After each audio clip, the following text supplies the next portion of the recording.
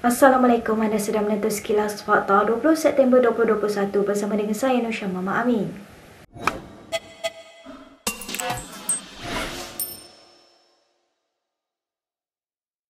Parti-parti politik yang bergabung untuk membentuk kerajaan selepas pilihan raya umum tidak patut ditarifkan sebagai melompat parti. Ahli Parlimen Langkawi Dr. Mahathir Mohamad berkata, gabungan parti boleh diterima jika ia dilakukan dengan mengikut perlembagaan parti masing-masing. Sebab itu kita tidak boleh semata-mata mengharamkan lompat-melompat, tapi sebaliknya menjelaskan waktu mana kita tafsirkan sesuatu itu sebagai melompat dan tidak dengan sewenang-wenangnya menuduh bahawa lompatan telah dilakukan.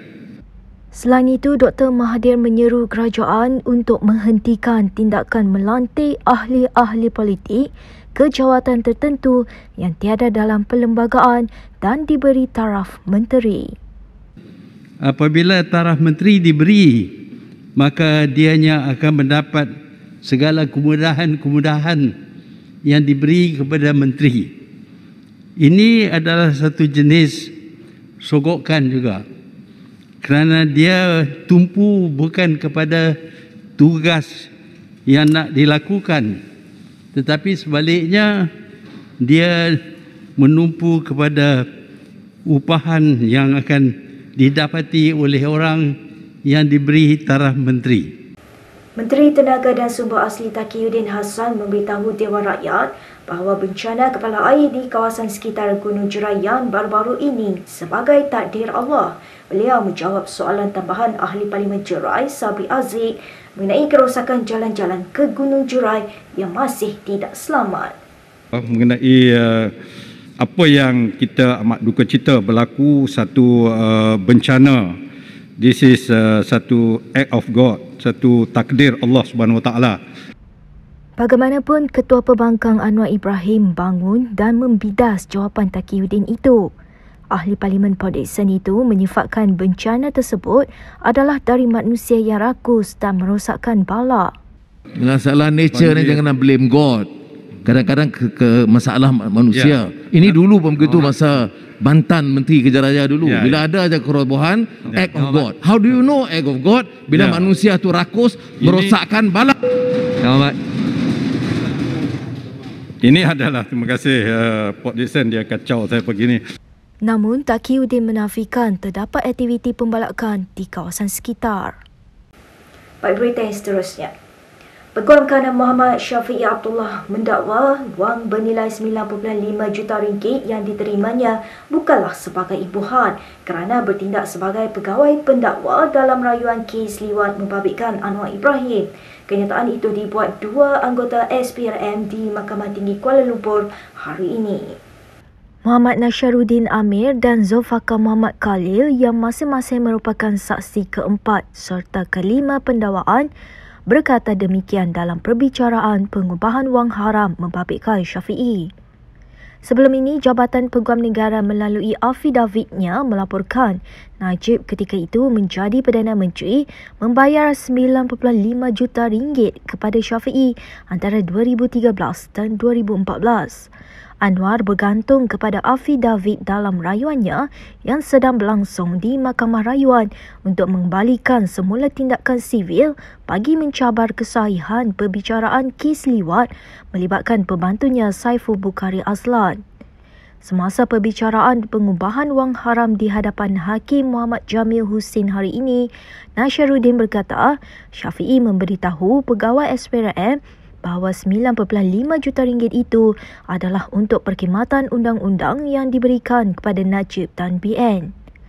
Saksi terbabit turut memberitahu mahkamah, Syafiee memaklumkan dia menggunakan wang 9.3 juta ringgit dari cek untuk membeli hartanah dan banglo 3 tingkat. Bekas Ketua Polis Negara Muhammad Hanif Omar hari ini memohon maaf di mahkamah terbuka untuk menyelesaikan saman fitnah terhadapnya oleh veteran DAP Lim Kit Siang.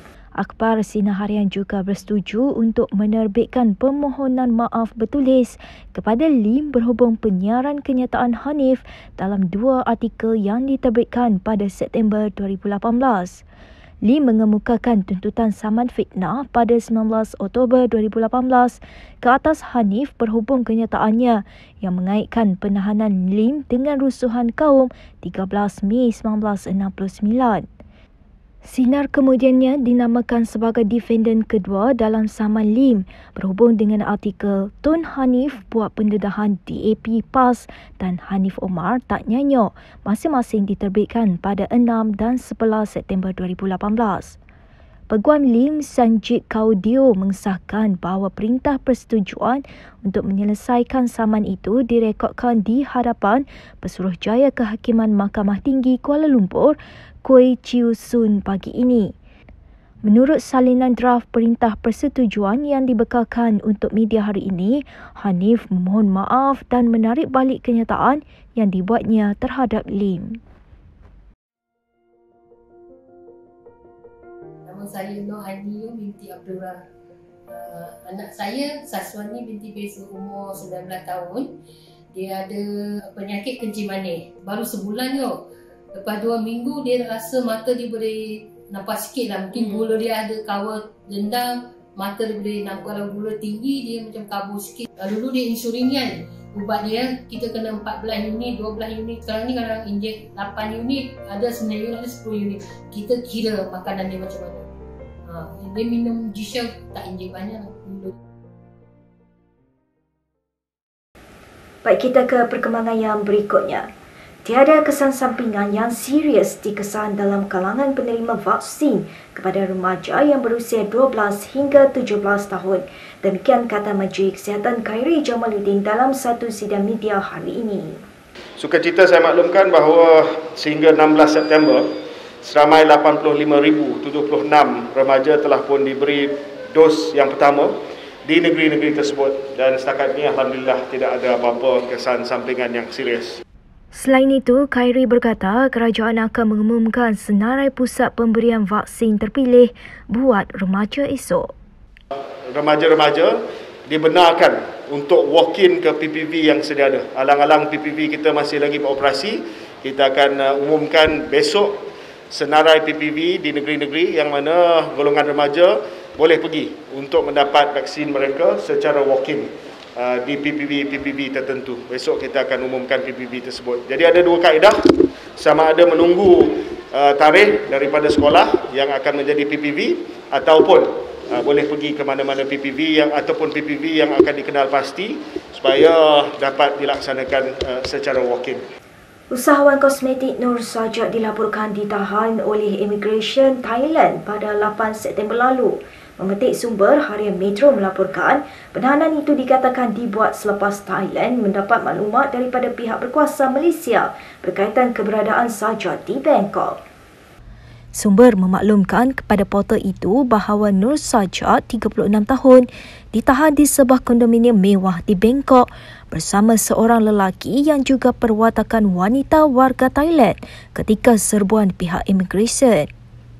Menurut sumber itu lagi, Nur Sajat kemudiannya dibawa dan ditahan di Ibu Pejabat Imigresen Cawangan Pembanteras Pendatang Tanpa Izin Thailand atas kesalahan berkaitan imigresen di negara itu. Pada 9 September, atas kesalahan itu, Nur Sajat didakwa di Mahkamah Thailand. Nur Sajat bagaimanapun dibebaskan pada 10 September dengan jaminan RM8,343 yang dibuat seorang warga tempatan. Sumber itu juga memaklumkan pihak berkuasa Malaysia sedang berunding dengan kerajaan Thailand untuk membawa pulang Nur Sajat ke negara ini. Baik, berikut beberapa lagi ringkasan berita untuk hari ini.